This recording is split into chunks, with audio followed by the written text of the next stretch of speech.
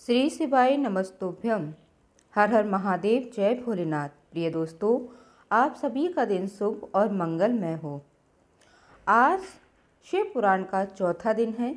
शिव पुराण की दिव्य श्रृंखला का अब तक की कथाओं ने हमें भगवान शिव के स्वरूपों को समझने का अवसर दिया है और आज की कथा भी हमें उनसे और निकट लाएगी।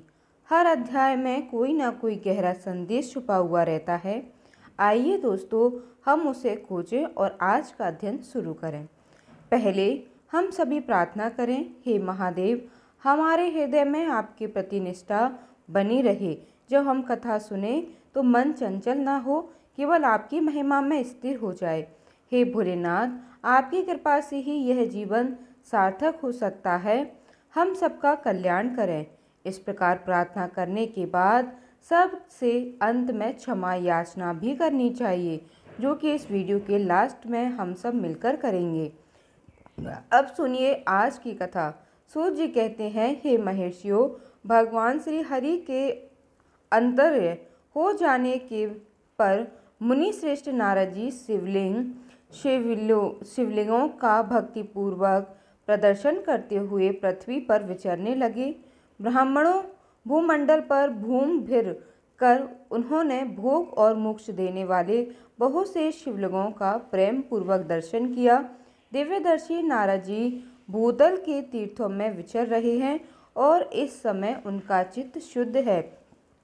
यह जानकर वे दोनों शिवक उनके पास गए। वे उनके दिए हुए श्राप से उद्धार की इच्छा रखकर वहां गए थे। उन्होंने आदरपूर्वक मुनि के दोनों पैर पकड़ लिए और शीश झुकाकर भली भांति प्रणाम करके शीघ्र ही इस प्रकार कहने लगे कि हे ब्राह्मण, हम दोनों शिव के गण हैं। हे मुनि, हमने ही आपका अपराध किया है। राजकुमारी श्रीमती ने स्वयंवर में अपना चित्त माया से मोहित हो रहा था। उस समय परमेश्वर की प्रेरणा से आपने हम दोनों को श्राप दे दिया था।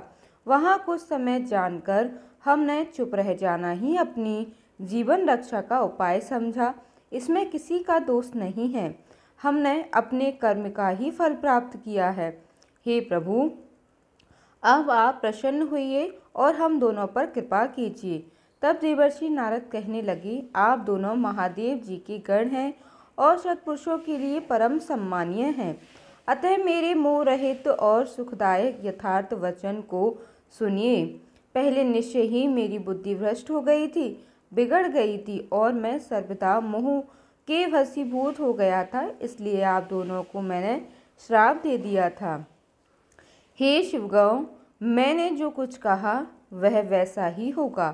तथापि मेरी बात सुनिए। मैं आपके लिए शापोद्धार की बात बता रहा हूँ। आप लोग आज मेरे अपराध को भी क्षमा कर दें।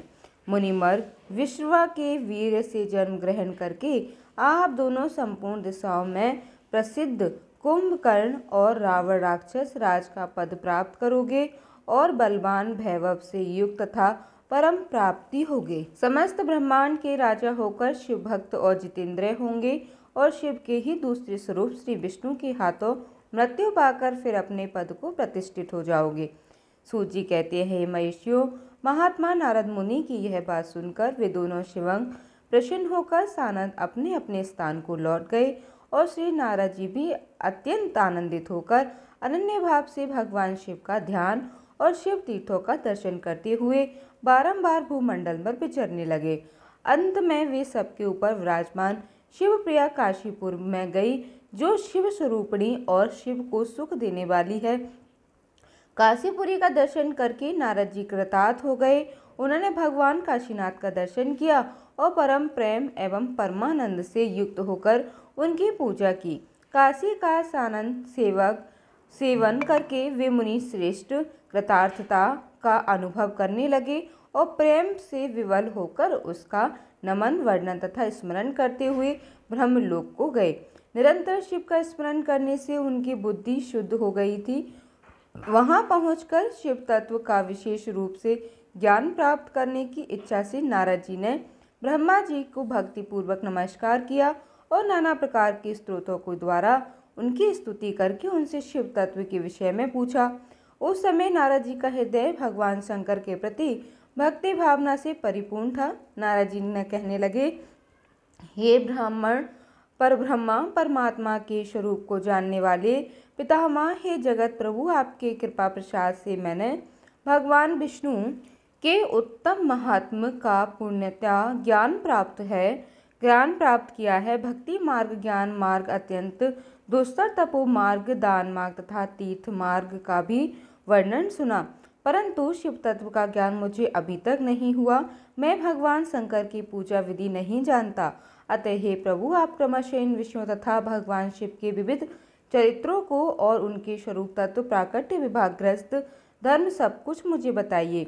हे निष्पाप पितामह, यह सब बातें तथा और जो भी आवश्यक बातें हों उन सब का आपको वर्णन करना चाहिए। हे प्रजाना, शिव और शिवा का आविर्भाव और विवाह का प्रसंग विशेष रूप से कहिए तथा कार्तिकेय जी के जन्म की कथा भी मुझे सुनाइए। हे प्रभु, पहले बहुत से लोगों से मैंने यह बात सुनी है कि तो तृप्त हो नहीं सका, इसलिए आपकी शरण में आया हूँ। आप मुझ पर कृपा कीजिए। अपने पुत्र नारद की यह बात सुनकर लोक पितामह ब्रह्मा वह इस प्रकार कहने लगे, हे ब्राह्मण देव शिरोमणि, तुम सदा समस्त जगत के उपकार में ही लगे रहते हो। तुमने लोगों के हित की कामना से बहुत उत्तम बात पूछी है, जिसके सुनने से संपूर्ण लोगों के समस्त पापों का नाश हो जाता है। उस अनामय शिव तत्व को मैं तुम्हें वर्णन करता हूँ। शिव तत्व का स्वरूप बड़ी ही उत्कृष्ट और अद्भुत। जिस समय समस्त चराचर जगत नष्ट हो गया था, सर्वत्र केवल अंधकार ही अंधकार था। ना सूर्य दिखाई देते थे, ना चंद्रमा, अनन्याय ग्रहों और नक्षत्रों का भी कुछ पता नहीं था।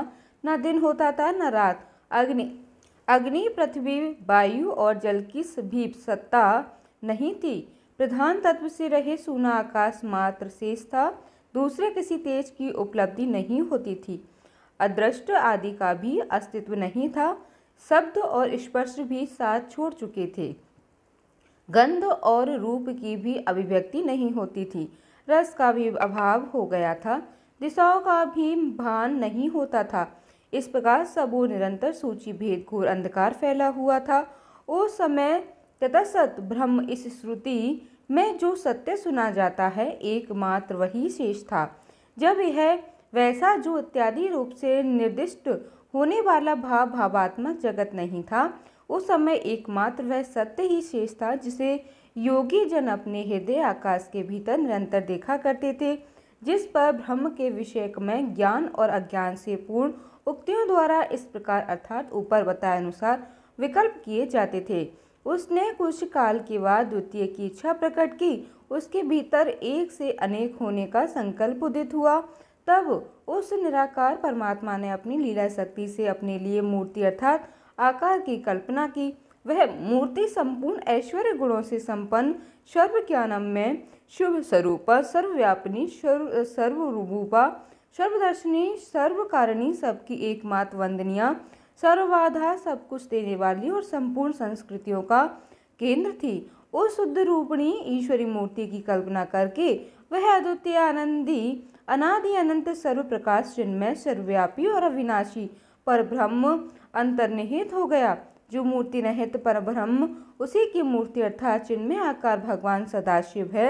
अर्वाचीन और प्राचीन विद्वान उन्हीं को ईश्वर कहते हैं। उस समय एकाकी रहकर स्वेच्छानुसार विहार करने वाले उन सदाशिव ने अपने विग्रह से स्वयं ही एक स्वरूपभूता शक्ति की सृष्टि की, जो उनके अपने ही श्रीअंग से कभी अलग नहीं होने वाली थी। उस पराशक्ति को प्रधान प्रकृति, गुणवती, माया, बोधि तत्व की जननी तथा विकार रहित बताया है। वह शक्ति अंबिका कही गई है। उसी को प्रकृति, सर्वेश्वरी, त्रिदेव, जननी, नित्या और मूल कारण भी कहते हैं।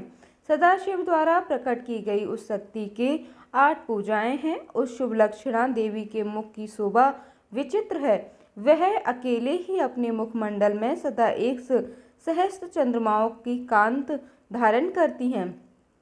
नाना प्रकार के आभूषण उसके शरीर की अंगों की शोभा बढ़ाते हैं। वह देवी नाना प्रकार की गतियों से संपन्न है और अनेक प्रकार के अस्त्र धारण करती हैं। उसके खुले हुए नेत्र खिले हुए कमल के समान जान पड़ते हैं। वह अनंत तेज के जगमगाती है, वह सब की योनि है और सदा उद्गमशील रहती है। एकाकिनी होने पर भी वह माया संयोग वात अनेक हो जाती है। वे जो सदाशिव हैं उन्हें परम पुरुष ईश्वर शिव शंभु और महेश्वर कहते हैं। वे अपने मस्तक पर आकाश गंगा को धारण करते हैं। उनके बाल देश की चंद्रमा शोभित है। उनके 5 मुख हैं और प्रत्येक मुख में 3-3 नेत्र हैं। उनका चित्त सदा प्रसन्न रहता है। वे 10 भुजाओं से युक्त और त्रिशूलधारी हैं। उनके श्रीअंगों की प्रभा कर्पूर के समान श्वेत है। वे अपने सारे अंगों में भस्म रमाए रहते हैं। उन काल रूपी ब्रह्मा ने एक ही समय शक्ति के साथ शिवलोक नामक क्षेत्र का निर्माण किया था। उस उत्तम क्षेत्र को ही काशी कहते हैं। वह परम निर्माण या मोक्ष या का स्थान है जो सबके ऊपर विराजमान है। वे प्रियतम रूप शिव शक्ति जो परमानंद स्वरूप है उस मनोरम क्षेत्र में निवास करते हैं। काशीपुरी परमानंद रूपिणी है। हे मुनि, शिव और शिवा ने प्रलय काल में भी कभी उस क्षेत्र को अपने सानिध्य से मुक्त नहीं किया है, इसलिए विद्वान पुरुष उसे अभिमुक्त क्षेत्र के नाम से भी जानते हैं। यह क्षेत्र आनंद का हेतु है, इसलिए पिनाकधारी शिव ने पहले उसका नाम आनंदवन रखा था। उसके बाद वह अभिमुक्त के नाम से प्रसिद्ध हुआ। हे देवर्षि, एक समय उस आनंद वन में रमन करते हुए शिव के मन में यह इच्छा हुई कि किसी दूसरे पुरुष की भी सृष्टि करनी चाहिए, जिस पर यह सृष्टि संचालन का महान भार रखकर हम दोनों केवल काशी में रहकर इच्छा अनुसार विचरें और निर्वाण धारण करें। वही पुरुष हमारे अनुग्रह से सदा सबकी सृष्टि करे, पालन करे और वही अंत में सबका संहार भी करे। यह चित्त एक समुद्र के समान है। इसमें चिंता की उताल तरंगें उठ उठकर इसे चंचल बनाए रहती हैं। इसमें सत्वगुण रूपी रत्न, तमोगुण रूपी ग्रह और रजोगुण रूपी मूंगे भरे हुए हैं। इस विशाल चित्त समुद्र को संकुचित करके हम दोनों उस पुरुष के प्रसाद से आनंद काल अर्थात काशी में सुखपूर्वक निवास करें। यह आनंद वन वह स्थान है जहाँ हमारी मनोवृत्ति सब ओर से सिमटकर इसी में लगी हुई है तथा जिसके बाहर का जगत चिंता से आतुर प्रतीत होता है। ऐसा निश्चय करके शक्ति सहित सर्वव्यापी परमेश्वर शिव ने अपने वाम भाग के 10वें अंग और अमृत मल दिया। फिर तो वह वहां से एक पुरुष प्रकट हुआ जो तीनों लोकों में सबसे अधिक सुंदर था। वह शांत था, उसमें सत्वगुण की अधिकता थी तथा वह गंभीरता का अथाह सागर था। हे मुनि, क्षमा नामक गुण से युक्त उस पुरुष के लिए ढूंढने पर भी कहीं कोई उपमा नहीं मिलती। उसकी कांत इंद्र नीलमणि के समान श्याम थी। उसके अंग अंग से दिव्य शोभा छिटक रही थी और नेत्र प्रफुल्ल कमल के समान शोभा पा रहे थे। श्रीअंगों का सुवर्ण की सी भांति कांत वाले 2 सुंदर रेशमी पीताम्बर शोभा दे रहे थे। किसी से भी पराजित न होने वाला वह वीर पुरुष अपने प्रचंड भुजदंडों से सुशोभित हो रहा था। तदंतर उस पुरुष ने परमेश्वर शिव को प्रणाम करके कहा, हे स्वामिन, मेरे नाम निश्चित कीजिए और काम बताइए। उस पुरुष की बात सुनकर महेश्वर भगवान शंकर हंसते हुए मेघ के समान गंभीर वाणी में उससे कहने लगे, हे वत्स, व्यापक होने के कारण तुम्हारा विष्णु नाम प्रख्यात होगा। इसके सिवा और भी बहुत से नाम होंगे जो भक्तों को सुख देने वाले होंगे। तुम सुथिर उत्तम तप करो क्योंकि वही समस्त कार्यों का प्रधान है। ऐसा कहकर भगवान शिव ने स्वाश मार्ग से श्री विष्णु को वेदों का ज्ञान प्रदान किया। इसके बाद अपनी महिमा से कभी चत न होने वाले श्री हरि भगवान शिव को प्रणाम करके भारी तपस्या करने के लिए और शिव शक्ति सहित परमेश्वर शिव भी पार्षद गणों के साथ वहां से अदृश्य हो गए। भगवान विष्णु ने सुदीर्घ काल तक बड़ी कठिन तपस्या की। तपस्या के परिश्रम से युक्त भगवान विष्णु के अंगों से नाना प्रकार की जलधाराएं निकलने लगी। यह सब भगवान शिव की माया से ही संपन्न हुआ। हे महामुनि, उस जल से सारा सोना आकाश व्याप्त हो गया। वह ब्रह्म रूप जल अपने स्पर्श मात्र से सब पापों का नाश करने वाला सिद्ध हुआ। उस समय थके हुए परम पुरुष विष्णु ने स्वयं उस जल में शयन किया। वे दीर्घ काल तक बड़ी प्रसन्नता के साथ उसमें रहे। नारार्थार्थ जल में शयन करने के कारण ही उनका नारायण यह श्रुति समस्त नाम प्रसिद्ध हो गया। उस समय उन परम पुरुष नारायण के सिवा दूसरी कोई प्राकृत वस्तु नहीं थी। उसके बाद ही उन महात्मा नारायण देव से यथा समय सभी तत्व प्रकट हुए। हे महामुनि विद्वान, मैं उन तत्वों की उत्पत्ति का प्रकार बता रहा हूँ, सुन।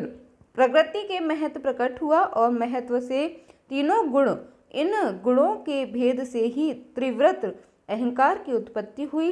अहंकार से 5 तन मात्राएं हुई और उन 5 तन मात्राओं से 5 भूत प्रकट हुए। उसी समय ज्ञानेंद्रियों और कामेंद्रियों का भी प्रादुर्भाव हुआ। हे मुनि श्रेष्ठ, इस प्रकार मैंने तुम्हें तत्वों की संख्या बताई। इनमें से पुरुष को छोड़कर से सारे तत्व प्रकृति से प्रकट हुए हैं, इसलिए सब के सब जड़ हैं। तत्वों की संख्या 24 है। उस समय एकाकार हुए 24 तत्वों को ग्रहण करके वे परम पुरुष नारायण भगवान शिव की इच्छा से ब्रह्म रूप जल में सो गए। ब्रह्मा जी कहते हैं, हे देवर्षि, जब नारायण देव जल में शयन करने लगे उस समय उनकी नाभि में भगवान शंकर की इच्छावास सहसा एक उत्तम कमल प्रकट हुआ जो बहुत ही बड़ा था। उसमें असंख्य नालदंड थे। उसकी कांत कनेर के फूल के समान पीले रंग की थी तथा उसकी लंबाई और ऊंचाई भी अनंत योजन थी। वह कमल करोड़ों सूर्य के समान प्रकाशित हो रहा था। सुंदर होने के साथ ही संपूर्ण तत्वों से युक्त था और अत्यंत अद्भुत परम रमणीय दर्शन योग्य तथा सबसे उत्तम था। तत्पश्चात कल्याणकारी परमेश्वर साम सदाशिव पूर्वत प्रयत्न करके मुझे अपने दाहिने अंग से उत्पन्न किया। हे मुनि, उन महेश्वर ने मुझे तुरंत ही अपनी माया से मोहित करके नारायण देव के नाभि कमल में डाल दिया और लीला पूर्वक मुझे वहां से प्रकट किया। उस प्रकार उस कमल से पुत्र के रूप में मुझे हिरण्यगर्भ का जन्म हुआ। मेरे 4 मुख हुए और शरीर की कांत लाल हुई। मेरे मस्तक त्रिपुंड की रेखा से अंकित थे। हे तात, भगवान शिव की माया से मोहित होने के कारण मेरी ज्ञान शक्ति इतनी दुर्बल हो रही थी कि मैंने उस कमल के सिवा दूसरी किसी को अपने शरीर का जनक या पिता नहीं जाना। मैं कौन हूँ, कहाँ से आया हूँ, मेरा कार्य क्या है, मैं किसका पुत्र होकर उत्पन्न हुआ हूँ और किसने इस समय मेरा निर्माण किया है। इस प्रकार संशय में पड़े हुए मेरे मन में यह विचार उत्पन्न हुआ कि मैं किस लिए मोह में पड़ा हूँ। जिसने मुझे उत्पन्न किया उसका पता लगाना तो बहुत ही सरल है। इस कमल पुष्प का जो पुत्र युक्त नाल है उसका उद्गम स्थान इस जल के भीतर नीचे की ओर है। जिसने मुझे उत्पन्न किया वह पुरुष वही होगा, इसमें कोई संशय नहीं। ऐसा निश्चय कर मैंने अपने को कमल से नीचे उतारा। हे मुनि, मैं उस कमल की एक एक नाल में गया और सैकड़ों वर्षों तक वहां भ्रमण करता रहा, किंतु कहीं भी उस कमल के उद्गम का उत्तम स्थान मुझे मिला ही नहीं। तब पुनः संशय में पड़कर मैं उस कमल पुष्प पर जाने को उत्सुक हुआ और नाल के मार्ग से उस कमल पर चढ़ने लगा। इस तरह बहुत ऊपर जाने पर भी उस कमल के कोश को नहीं पा सका। उस दशा में और भी मोहित हो गया। हे मुनि, उस समय भगवान शिव की इच्छा से परम मंगल में उत्तम आकाशवाणी प्रकट हुई जो मेरे मुंह का विध्वंस करने वाली थी। उस वाणी ने कहा, तब करो। उस आकाशवाणी को सुनकर मैंने अपने जन्मदाता पिता के दर्शन करने के लिए उस समय पुनः प्रयत्न पूर्वक 12 वर्षों तक घोर तपस्या की। तब मुझ पर कृपा करने के लिए ही 4 भुजाओं और सुंदर नेत्रों से सुशोभित भगवान विष्णु वहां सहसा प्रकट हो गए। उन परम पुरुष ने अपने हाथों में शंख, चक्र, गदा और पग धारण कर रखे थे। उनके सारे अंग सजल जलधर के समान श्याम कांत से सुशोभित थे। उन परम प्रभु ने सुंदर पीताम्बर पहन रखा था। उनके मस्तक आदि अंगों में मुकुट आदि महामूल्यवान आभूषण शोभा पाते थे। उनका मुखारविंद प्रसन्नता से खिला हुआ था। मैं उनकी छवि पर मोहित हो रहा था। वे मुझे करोड़ों कामदेवों के समान मनोहर दिखाई दिए। उनका वह अत्यंत सुंदर रूप देखकर मुझे बड़ा आश्चर्य हुआ। वे सांवली और सुनहरी आभा से उद्दीशित हो रहे थे। उस समय उन सतत स्वरूप परमात्मा चार भुजा धारण करने वाले महाबाहु नारायण देव को वहाँ उस रूप में अपने साथ देखकर मुझे बड़ा हर्ष हुआ। तदनंतर उस नारायण देव के साथ मेरी बातचीत प्रारंभ हुई। भगवान शिव की लीला से वहाँ हम दोनों में कुछ विवाद छिड़ गया। उसी समय हम लोगों के बीच में एक महान अग्नि स्तंभ अर्थात ज्योतिर्मय लिंग प्रकट हुआ।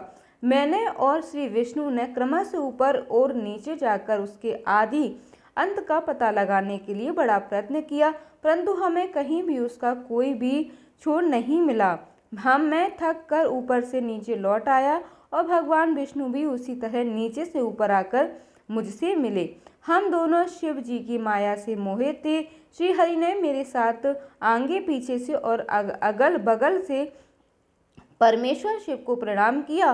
फिर वे सोचने लगे यह क्या वस्तु है, इसके स्वरूप का निर्देश नहीं किया जा सकता, क्योंकि ना तो इसका कोई नाम है न कर्म है। लिंग रहे तत्व यही यहाँ लिंग भाव को प्राप्त हो गया। ध्यान मार्ग में भी इसके स्वरूप का कुछ पता नहीं चलता।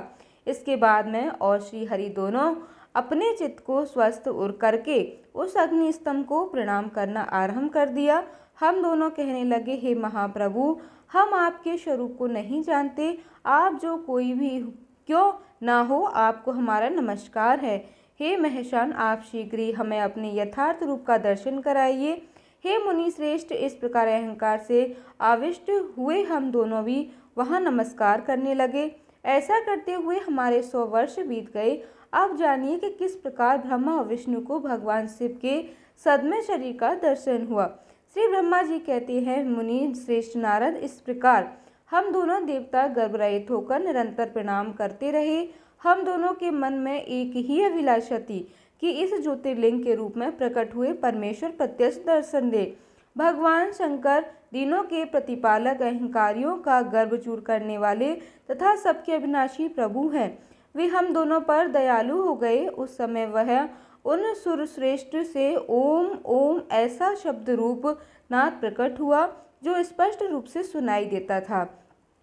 जोर जोर से प्रकट होने वाले उस शब्द के विषय में यह क्या है, ऐसा सोचते हुए समस्त देवताओं के आराध्य में भगवान विष्णु मेरे साथ संतुष्ट चित्त से खड़े रहे। वे सर्वदा और वैर भाव से रहित थे। उन्होंने लिंग के दक्षिण भाग में सनातन आदि वर्ण आकार का दर्शन किया, उत्तर भाग में उकार का, मध्य भाग में मकार का और अंत में ओम इस नाद का साक्षात दर्शन और अनुभव किया। दक्षिणा भाग में प्रकट हुए आदि वर्ण आकर को सूर्य मंडल के समान तेजों में देखकर जब उन्होंने उत्तर भाग में दृष्टिपात किया, तब वहाँ उकार वर्ण अग्नि के समान दीप्तशाली दिखाई दिया। हे मुनि श्रेष्ठ, इसी तरह उन्होंने मध्य भाग में मकार को चंद्रमंडल के समान उज्ज्वल कांत से प्रकाशमान देखा। उस समय श्री हरि यह सोचने लगे कि यह अग्निस्तंभ यहाँ कहाँ से प्रकट हुआ है, हम दोनों फिर इसकी परीक्षा करें। मैं इस अनुपम अनंत स्तंभ के नीचे जाऊंगा। ऐसा विचार करते हुए श्री हरि ने वेद और शब्द दोनों के आवेश से युक्त विश्वात्मा शिव का चिंतन किया। तब वहाँ एक ऋषि प्रकट हुए जो ऋषि समूह के परम सार रूप माने जाते हैं। उन्हीं ऋषि के द्वारा परमेश्वर श्री विष्णु ने जाना कि इस शब्द ब्रह्म शरीर वाले परम लिंग के रूप में साक्षात पर ब्रह्म स्वरूप महादेव जी ही यहाँ प्रकट हुए हैं। यह चिंता रहित अथवा अचिंत्य रुद्र है, जहाँ जाकर मन सहित वाणी उसे प्राप्त किए बिना ही लौट आती है। इन बीजी भगवान महेश्वर के लिंग से आकार रूप बीज प्रकट हुआ, जो उकार रूप योनि में स्थित होकर शवुर बढ़ने लगा। वह स्वर्ण में अंड के रूप में भी बताने योग्य था। उसका और कोई भी विशेष लक्षण नहीं लक्षित होता था। वह दिव्य अंड अनेक वर्षों तक जल में ही स्थित रहा। तदनंतर 1000 वर्ष के बाद उस अंड के 2 टुकड़े हो गए। जल में स्थित हुआ वह अंड अजन्मा ब्रह्मा जी की उत्पत्ति के स्थान था और साक्षात महेश्वर के आघात से ही फूटकर 2 भागों में विभक्त हो गया था। उस अवस्था में उसका ऊपर स्थित हुआ सुवर्ण में कपाल बड़ी शोभा पाने लगा। वहीं दिवलोक के रूप में प्रकट हुआ था तथा उसका दूसरा नीचे वाला कपाल था। वहीं यह 5 लक्षणों से युक्त पृथ्वी है। इस तरह देवेश्वर शिव को जानकर श्री हरि ने शक्ति संभूत मंत्रों द्वारा उत्तम एवं महान अभ्युदय से शोभित होने वाले उस महेश्वर देव का स्तवन किया। इसी बीच में मेरे साथ विश्वपालक भगवान विष्णु ने एक और भी अद्भुत और सुंदर रूप देखा। हे मुनि, वह रूप 5 मुखों वाला और 10 भुजाओं से अलंकृत था। उसकी कांत कर्पूर के समान गौर थी। वह नाना प्रकार की छटाओं से छवि और भांति भांति के आभूषणों से विभूषित था। उस परम उदार, महापराक्रमी और महापुरुष के लक्षणों से संपन्न अत्यंत उत्कृष्ट रूप का दर्शन करके मैं और श्री हरि दोनों कृतार्थ हो गए। श्री ब्रह्मा जी कहते हैं, हे नारद जी, भगवान विष्णु के द्वारा की गई अपनी स्तुति सुनकर करुणानिधि महेश्वर बड़े प्रसन्न हुए और उमा देवी के साथ सहसा वहां प्रकट हो गए। उस समय उनके 5 मुख और प्रत्येक मुख में 3-3 नेत्र शोभा पा रहे थे। भाल देश में चंद्रमा का मुकुट सुशोभित था।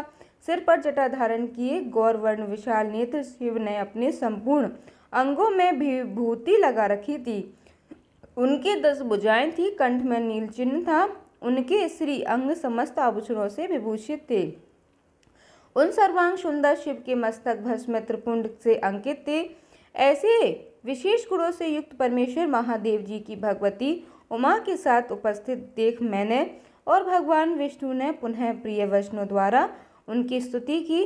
तब पाप हरि करुणा हर भगवान महेश्वर ने प्रसन्नचित होकर उन श्री विष्णु देव को श्वास रूप के वेद का उपदेश दिया। हे मुनि, उनके बाद शिव ने परमात्मा श्री हरि को गुह्य ज्ञान प्रदान किया। फिर उन परमात्मा ने कृपा करके मुझे भी वह ज्ञान दिया। वेद का ज्ञान प्राप्त करके कृतार्थ हुए भगवान विष्णु ने मेरे साथ हाथ जोड़कर महेश्वर को नमस्कार करके पुनः उनसे पूजन की विधि बताने तथा सदुपदेश देने के लिए प्रार्थना की। श्री ब्रह्मा जी कहते हैं कि हे मुनि, श्री हरि की यह बात सुनकर अत्यंत प्रसन्न हुए। कृपा निधान भगवान शिव ने प्रीतिपूर्वक यह बात कही। भगवान शिव कहने लगे, हे सुश्रेष्ठ गण, मैं तुम दोनों की भक्ति से निश्चित ही बहुत प्रसन्न हूँ। तुम लोग मुझे महादेव की ओर देखो। इस समय तुम्हें मेरा स्वरूप जैसा दिखाई देता है वैसे ही रूप का प्रयत्न पूर्वक पूजन चिंतन करना चाहिए। तुम दोनों महाबली और मेरी स्वरूपा भूता प्रकृति से प्रकट हुए हो। मुझ सर्वेश्वर के दाएं बाएं अंगों से तुम्हारा आविर्भाव हुआ है। यह लोग पितामह ब्रह्मा मेरे दाहिने पार्श्व से उत्पन्न हुए और तुम अर्थात विष्णु मुझ परमात्मा के वाम अंग पार्श्व से प्रकट हुए हो। मैं तुम दोनों पर भली भांति प्रसन्न हूँ और तुम्हें मनोवांछित वर देता हूँ। मेरी आज्ञा से तुम दोनों की मुझ में सदृढ़ भक्ति हो। हे ब्राह्मण, तुम मेरी आज्ञा का पालन करते हुए जगत की सृष्टि करो। वस्तु विष्णु, तुम इस चराचर जगत का पालन करते रहो। हम दोनों ऐसा कहकर भगवान शंकर ने हमें पूजा की उत्तम विधि प्रदान की, जिसके अनुसार पूजित होने पर वे पूजक को अनेक प्रकार के फल प्रदान करते हैं। शंभु की उपयुक्त बातें सुनकर मेरे श्री हरि ने महेश्वर के हाथ जोड़कर प्रणाम करते हुए कहा, प्रभु, यदि हमारे प्रति आपके हृदय में प्रीति उत्पन्न हुई है और यदि आप हमें वरदान देना आवश्यक समझते हैं तो हम तो यही वर मांगते हैं कि आप हम दोनों की सदा अनन्य और अविचल भक्ति बनी रहे। ब्रह्मा जी कहते हैं, हे मुनि, श्री हरि की यह बात सुनकर भगवान हर ने पुनः मस्तक झुकाकर प्रणाम करके हाथ जोड़ खड़े हुए और नारायण देव से स्वयं कहा। श्री महेश्वर कहने लगे, मैं सृष्टि पालन और संहार करता हूँ, सगुण और निर्गुण हूँ तथा सच्चिदानंद स्वरूप निर्विकार परब्रह्म परमात्मा हूँ। हे विष्णु, सृष्टि रक्षा और प्रलय रूपों अथवा कार्यों के भेद से मैं ही ब्रह्मा विष्णु और रुद्र नाम धारण करके तीनों स्वरूपों से विभक्त हुआ हूँ। हरे वास्तव मैं सदा निष्कल हूँ। हे विष्णु, तुमने और ब्रह्मा ने मेरे अवतार के निमित्त जो स्तुति की है, तुम्हारी उस प्रार्थना को मैं अवश्य संचय करूँगा, क्योंकि मैं भक्त वत्सल हूँ। ब्राह्मण, मेरा ऐसा ही परम उत्कृष्ट रूप तुम्हारे शरीर से इस लोक में प्रकट होगा, जो नाम से रुद्र कहलाएगा।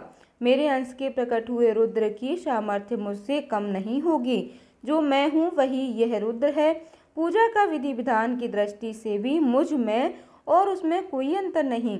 जैसे ज्योति का जल आदि के साथ संपर्क में होने पर भी उसमें स्पर्श दोष नहीं लगता, उसी प्रकार मुझ निर्गुण परमात्मा को भी किसी के संयोग से बंधन नहीं प्राप्त होता। यह मेरा शिव रूप जब रुद्र प्रकट होंगे तब वे शिव के ही तुल्य होंगे। महामुने, उनमें और शिव में परायण का भेद नहीं करना चाहिए। वास्तव में एक ही रूप जब जगत में व्यवहार निर्वाह के लिए दो रूपों में विभक्त हो गया है, अतः शिव और रुद्र में कभी भी भेद बुद्धि नहीं करनी चाहिए। वास्तव में सारा दृश्य ही मेरे विचार से शिव रूप में तुम ब्रह्मा तथा जो यह रुद्र प्रकट होंगे वे सब के सब एक रूप है, इनमें भेद नहीं है। भेद मानने पर अवश्य ही बंधन होगा, तथापि मेरा शिव रूप ही सनातन है, यही सदा सब रूपों में मूलभूत कहा गया है। यह सत्य ज्ञान एवं अनंत ब्रह्मा है, ऐसा जानकर सदा मन में मेरे यथार्थ स्वरूप का दर्शन करना चाहिए।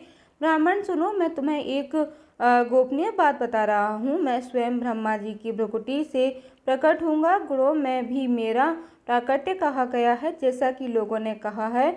हर तामस प्रकृति के वास्तव में उस रूप में अहंकार का वर्णन हुआ। उस अहंकार को केवल तामस ही नहीं, वैकारिक अर्थात सात्विक भी समझना चाहिए, क्योंकि सात्विक देवज्ञ अहंकार की ही सृष्टि है। यह तामस और सात्विक आदि वेद केवल नाम मात्र का है, वस्तु नहीं है। वास्तव में हर को तामस नहीं कहा जा सकता है। हे ब्राह्मण, इसी कारण मैं तुम्हें ऐसा करना चाहिए। तुम तो इस सृष्टि के निर्माता बनो और श्री हरि इसका पालन करें, तथा मेरे अंश के प्रकट होने वाले जो रुद्र है वे इसका प्रलय करने वाले होंगे। यह जो उमा नाम से विख्यात परमेश्वर प्रकृति देवी हैं, इन्हीं की शक्ति भूता वाग देवी ब्रह्मा जी का सेवन करेंगी। फिर इन प्रकृति देवी से वहाँ जो दूसरी शक्ति प्रकट होगी वे लक्ष्मी रूप से भगवान विष्णु का आश्रय लेंगी। तदनंतर पुनः काली नाम से जो तीसरी शक्ति प्रकट होगी वे निश्चय ही मेरे अंशभूत रुद्रदेव को प्राप्त होंगी। वे कार्य की सिद्धि के लिए वहाँ ज्योति रूप से प्रकट होंगे। इस प्रकार मैंने देवी की शुभ स्वरूपा पराशक्तियों का परिचय दिया। उनका कार्य क्रम सृष्टि पालन और संहार का संपादन ही है। हे सुश्रेष्ठ, यह सब की सब मेरी प्रिय प्रकृति देवी ही अंशभूता हैं। हे हरे, तुम लक्ष्मी जी का सहारा लेकर कार्य प्रारंभ करो। ब्राह्मण, तुम्हें प्रकृति की अंशभूता वाग देवी को पाकर मेरी आज्ञा अनुसार मन से सृष्टि कार्य का संचालन करना चाहिए, और मैं अपनी प्रिया की अंशभूता परात का पर काली का आश्रय लेकर रुद्र रूप से प्रलय संबंधी उत्तम कार्य करूंगा। तुम सब लोग अवश्य ही संपूर्ण आश्रमों तथा उनसे भिन्न अन्याय विधि कार्यों द्वारा चारों वर्णों से भरे हुए लोक की सृष्टि और रक्षा आदि करके सुख पाओगे। हरे, तुम ज्ञान विज्ञान से संपन्न तथा संपूर्ण लोकों के हितैषी हो, अतः मेरी आज्ञा पाकर जगत में सब लोगों के लिए मुक्तिदाता बन जाओ। मेरा दर्शन होने पर जो फल प्राप्त होता है वही तुम्हारा दर्शन होने पर भी होगा। मेरी यह बात सत्य है, इसमें संशय के लिए कोई स्थान नहीं है। मेरे हृदय में विष्णु है और विष्णु के हृदय में मैं हूँ। जो इन दोनों में अंतर नहीं समझता वही मुझे विशेष प्रिय है। श्री हरि मेरे बाएं अंग से प्रकट हुए हैं, ब्रह्मा का दाहिनी अंग से प्राकट्य हुआ है, और महाप्रलयकारी विश्वात्मा रुद्र मेरे हृदय से प्रादुर्भाव होंगे। हे विष्णु, मैं ही सृष्टि का पालन और श्रृंगार करने वाले रजादि त्रिविध गुणों द्वारा ब्रह्मा विष्णु और रुद्र नाम से प्रसिद्ध हूँ। तीन रूपों में पृथक पृथक प्रकट होता हूँ। साक्षात शिव गुणों से भिन्न हैं। वे प्रकृति और पुरुष से भी परे है। अद्वितीय नित्य अनंत पूर्ण एवं निरंजन परब्रह्म परमात्मा हैं।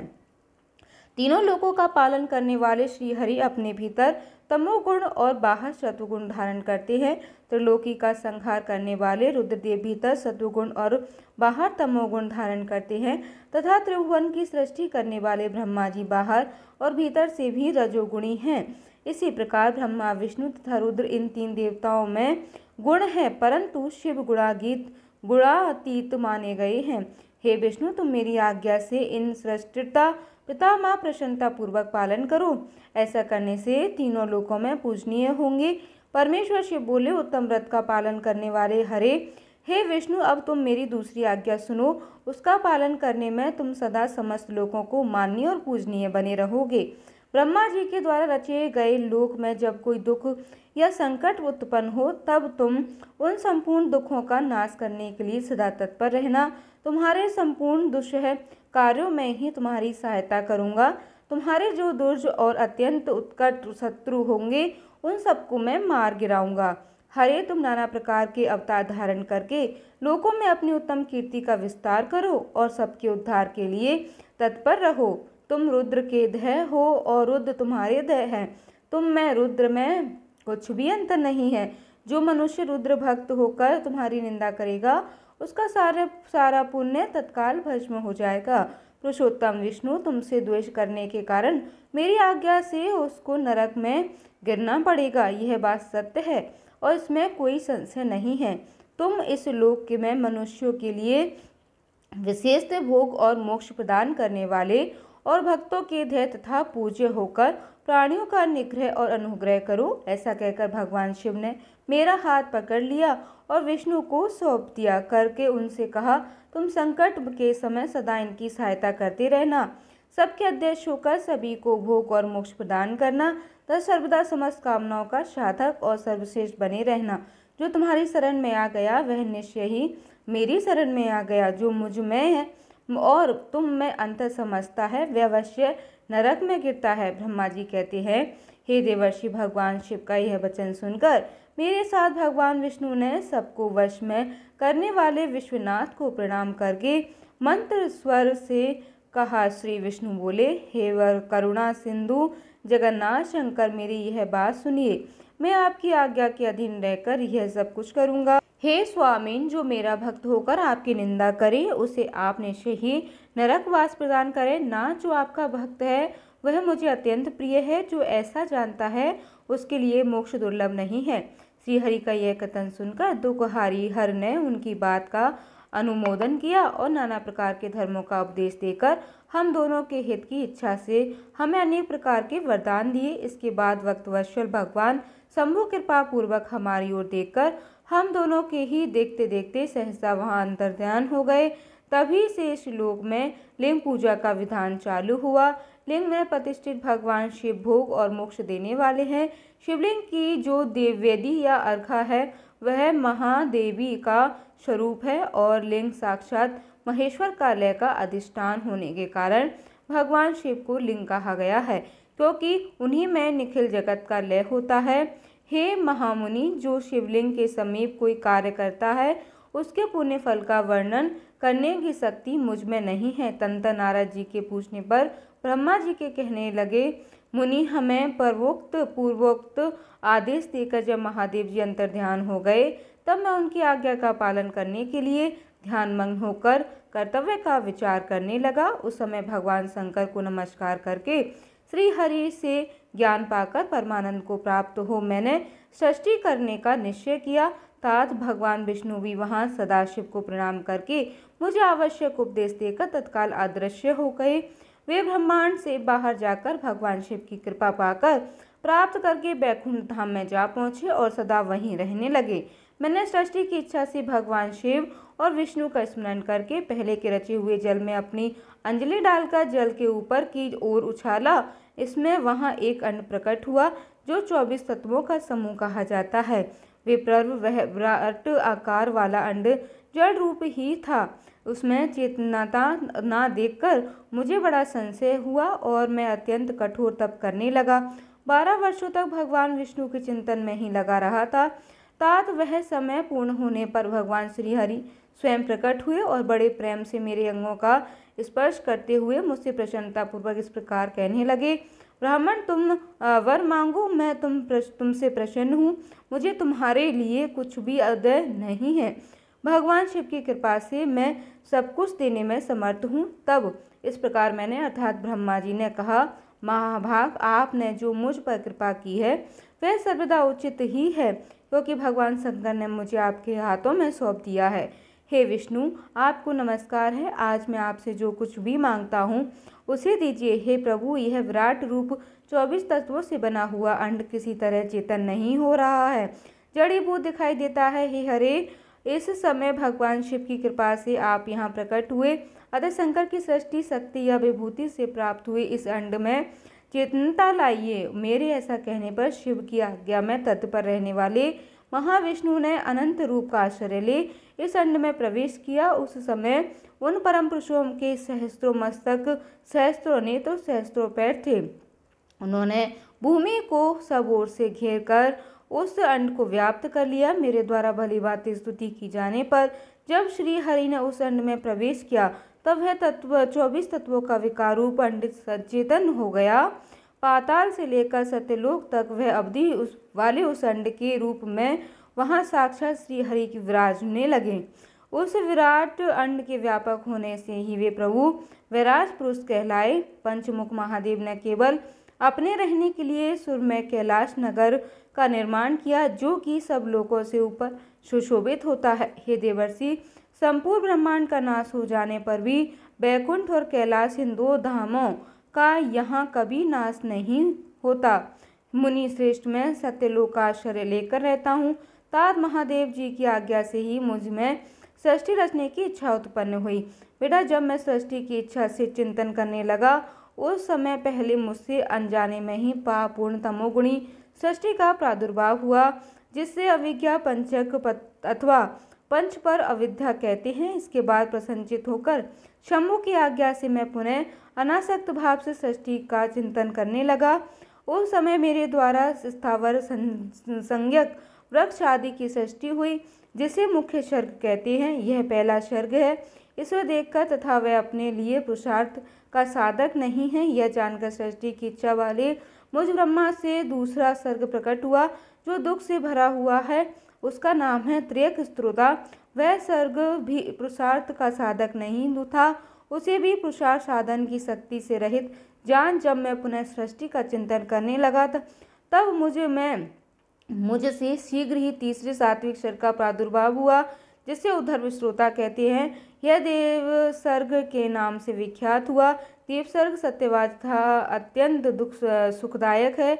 उसे भी पुरुषार्थ साधन की रुचि और अधिकार से रहित मान कर मैंने अन्य सर्ग के लिए अपने स्वामी श्री शिव का चिंतन आरंभ किया। तब भगवान शंकर की आज्ञा से एक रजोगुणी सृष्टि का प्रादुर्भाव हुआ, जिसे अर्वाक स्त्रोता कहा गया है।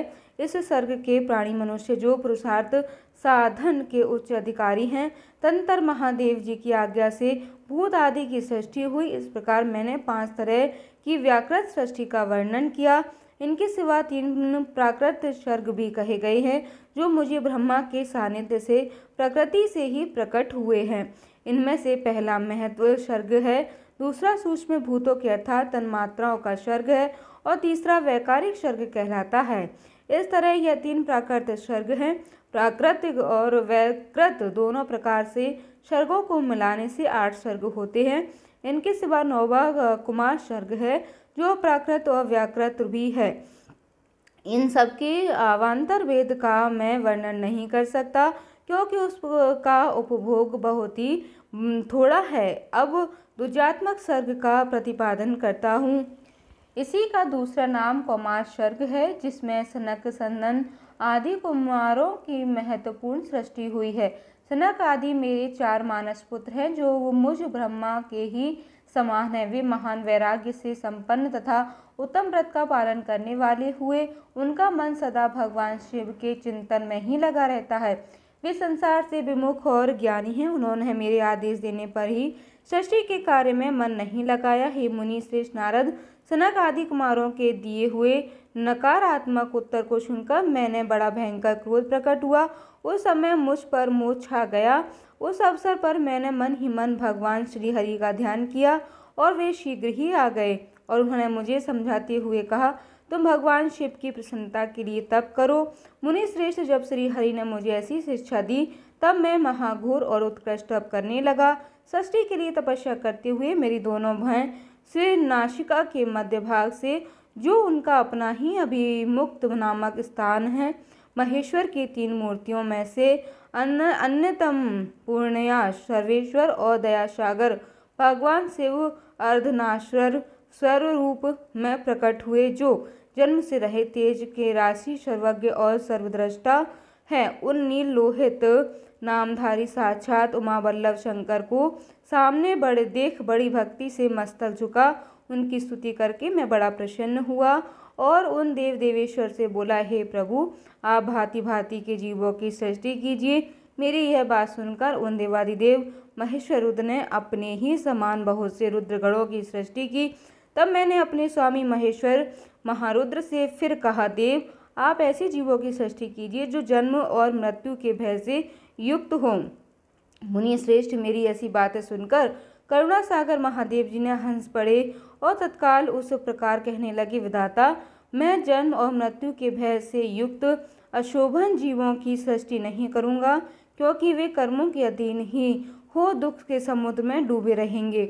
मैं तो दुख के सागर में डूबे हुए उन जीवों का उद्धार मात्र करूँगा। गुरु का स्वरूप धारण करके उत्तम ज्ञान प्रदान कर उन सबको संसार सागर से पार करूँगा। हे प्रजापति, दुख में डूबे हुए सारे जीव की सृष्टि तो तुम ही करो। मेरी आज्ञा से इस कार्य में प्रवृत्त होने के कारण तुम्हें माया नहीं बांध सकेगी। मुझसे ऐसा कहकर श्रीमान भगवान नीललोहित महादेव मेरे देखते ही देखते अपने पार्षदों के साथ वहां से तत्काल तिरोहित अर्थात अंतर्ध्यान हो गए। जय भोलेनाथ। प्रिय दोस्तों, आज की कथा में बस इतना ही। आगे की कथा आप सभी कल अगले अध्याय में ज़रूर सुनिएगा। कथा सुनने के बाद कमेंट में हर हर महादेव ज़रूर लिखिएगा। बोलिए हर हर महादेव। जय भोलेनाथ।